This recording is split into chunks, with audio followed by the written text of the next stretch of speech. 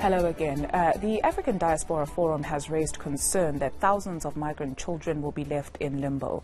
The group says they have been notified by the Mpumalanga government that they will not admit children of migrants without IDs into schools. This follows proposals by the Department of Home Affairs that children born in this country to foreign parents will not receive a South African birth certificate. The forum has written to the Basic Education Department to resolve the matter and is considering approaching the courts to force the admission of migrant pupils. Let's get you more on this. I'm joined in studio by Vusumuzi Sibanda, chairperson of the African Diaspora Forum. Thank you so much for joining us this morning.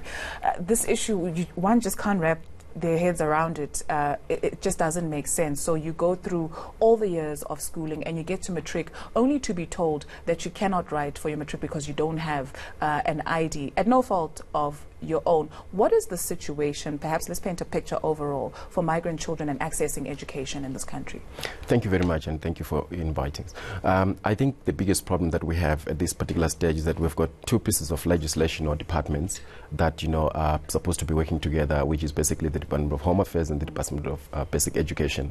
Now, Home Affairs is not already. We had a regulation put in last year that talks about the fact that they will not be giving children born from migrants, birth certificates. They're not going to be registering, but they'll give them just a small piece of paper, which will be to allow them to approach, their embassy so they can get birth certificate.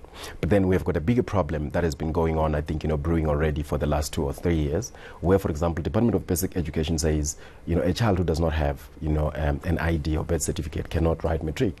Now, we've seen already schools, basically not taking children, even, preschoolers, they can't be taking children, especially when they don't have birth certificate. One of the reasons being that some of these schools are NPOs, they get money from Department of, Social Welfare, which means that, they've got to submit, list of learners so that they get, that money, which is meant to be, grants. Now, what this means is that they will not take any child who is not registered, who does not have a birth certificate, because that will not help them get that money. So at the end of the day, that means that those children are left outside. And the biggest problem, which is actually very, very cruel and so insensitive and inhumane, is a situation where somebody goes through all the 12, 13 years in school, only to be told while they're in grade 12 that we cannot register you, for grade 12. For grade 12. A case, for example, that we have in Mpumalanga is a situation where one child was sent away last year, in 2017, because they didn't have a birth certificate. But at the beginning of the year, they were then taken back again into school, only to be told in March that, well, you still don't have, an ID, so we are not going to be able to register you to become a child. Grade 12 people, so that you can write your matric. Now, in essence, what this means is you've got children that are born here in South Africa. They've been here for all their life. And this child that has been in the country for all their life, they don't know any other country. Now, once this child has not been able to write matric, we're basically saying that the government is releasing children into the streets to become criminals, because there is nothing else that they can do. Now, you're not only looking at that, you're looking at South Africa, which ratifies, the Convention on the Rights of the Children. And the convention is very clear, that, for example, in Article 28, that, every child has a right to basic education, that all state parties must ensure that. And it actually says that basic, education, for example, primary education is compulsory and it must be free. Now, you also have got the South African Constitution, Section 28 and Section 29, that talks, to the rights of the children, and Section 29, the right to education. Now, you're looking at a situation where the government says, it's all right, we'll let these children go to school, for example, from grade 1. And normally when they go to matric, you're looking at somebody who's almost 17, 18. And now they're no longer going to be treated as a child by a major. So you're looking at a situation where when they get to matric already, they will not be treated as a child. In your engagement with the Department of Home Affairs and the Department of Education, what are they saying? Are they perhaps going to apply an exception to the rule where these children are concerned? Like you mentioned, this is cruel. Well, look, what we are doing, we have written to the Minister of Basic Education, for example, and seeking a meeting sometime, towards the end of last year, and we were told that the minister is quite busy. And unfortunately, we did, plead with them that, look, we don't want this situation, to continue, before schools open in 2019.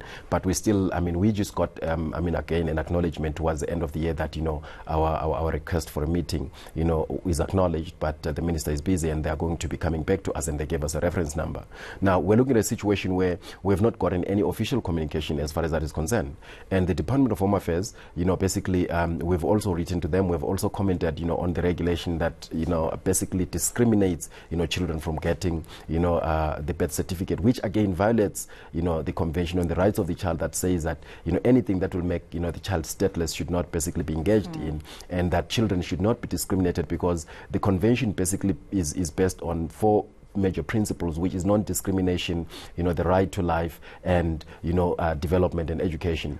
What lessons can we draw from other countries? South Africa is not the only country that has migrant children. There's many other countries, but they allowed access to education. Very, very true. I mean, for example, you look at what we have, for example, in Cambridge examinations, which is an examining board, that is based, in the United Kingdom. I mean, that is operating in quite a number of countries, I mean, the world over. When you go to school to write an examination, it's not your ID that is required. When you don't have an ID or any way you can write, you can simply write your date of birth.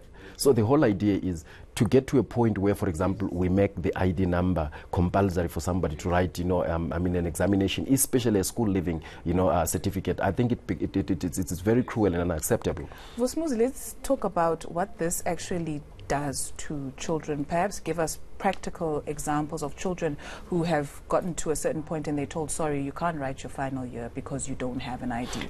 I think the first example that I gave, I would refer to again is the one from Mpumalanga. We've got a group in Katlehong that is led, the Leratong Rescue and Advisory Center. There are about 5 schools, where this organization operates, and the school, for example, takes an average of 1,500 children, of which over 80% of these children are born of either a parent who is a migrant with a local parent, and some of them are purely, children that are coming from outside South Africa.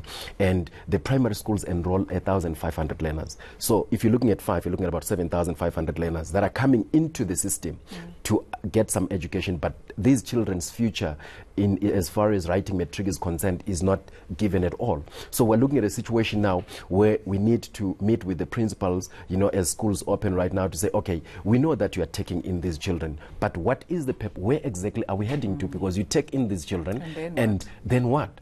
Because at the end of the day, they don't get to write the matric, because everybody who goes to school, the idea is, I want to go to school, go through my primary education, go through my secondary, get my matric so I can get to university. But this is not what is happening.